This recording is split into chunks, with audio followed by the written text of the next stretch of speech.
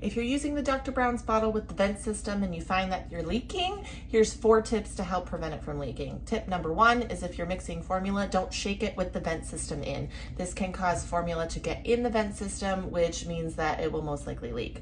Number 2 is don't over tighten that collar. Tightening it too much creates too much of a vacuum buildup inside, so make sure that when you twist it all the way that you untwist by about a quarter of a turn.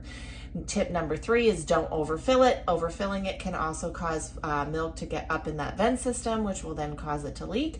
And tip number 4 is don't overheat. Not only is this a burn risk for your baby, but the overheating also can cause expansion in the bottle, which can then get milk or formula into the vent system. So basically, you're trying to avoid getting as much milk and formula in that vent system as possible. So you're shaking it without the vent system, you're heating it without the vent system, you're putting it in gently, making sure to not overfill it and not screw it too tight. Now you know.